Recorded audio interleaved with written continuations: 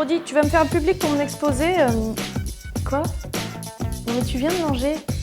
Tu penses qu'à ça ou quoi? Y a pas que la nourriture dans la vie, Frodi. Bonjour. Saviez-vous qu'il existe un rayonnement très utile qui nous permet de téléphoner, de détecter des avions ou encore de traiter des tumeurs cancéreuses? Bon, je vous laisse deviner, moi je termine tant que c'est chaud. Hein? Non, c'est pas le rayon laser, Frodi. Ce sont les micro-ondes. C'est le grand physicien anglais Maxwell qui a jeté les bases théoriques des micro-ondes dans ses équations sur l'électromagnétisme. Après les infrarouges, commence le domaine des ondes radio, le plus large du spectre électromagnétique. La radio FM, mais aussi notre smartphone, la Wi-Fi, les radars, les satellites utilisent des ondes radio. Les micro-ondes sont juste là, dans le domaine des hyperfréquences. Et là, tu te demandes quel rapport avec ma barquette? Ondes radio, micro-ondes, barquette surgelée? Eh bien, c'est le four à micro-ondes qui trône dans nos cuisines.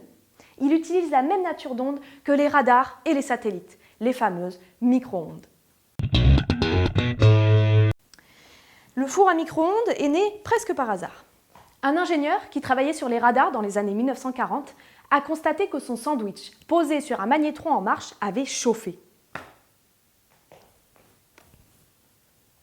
Le magnétron, c'est justement l'appareil qui produit les micro-ondes pour les radars. Autant vous dire qu'il était très surpris. On sait que les micro-ondes pénètrent la matière. Eh bien, ce qui se passe avec nos aliments, c'est très simple. 1. Les micro-ondes oscillent près de 2,5 milliards de fois par seconde. 2,5 milliards.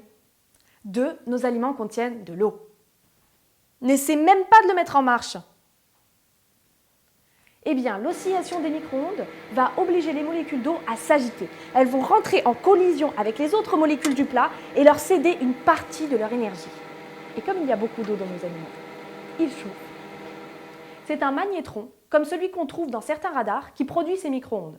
Et pour que ça marche, il faut qu'elles soient dispersées à l'intérieur du four et que notre plat tourne.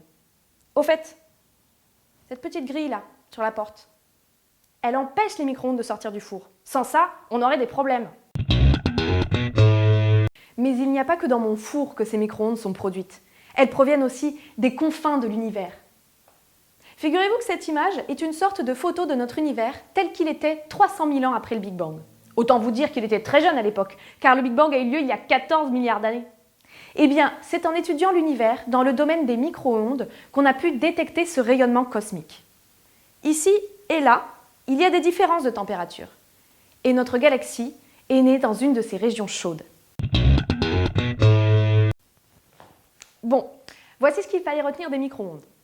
C'est un rayonnement qui a un spectre de fréquences très large. On l'utilise dans plein d'aspects de notre vie quotidienne. Cuisine, Wi-Fi, médecine, détection. En astrophysique, on s'en sert pour étudier les tout débuts de l'univers. Merci de m'avoir écouté, etc., etc. Bon, ça va, je vais te décongeler des lasagnes.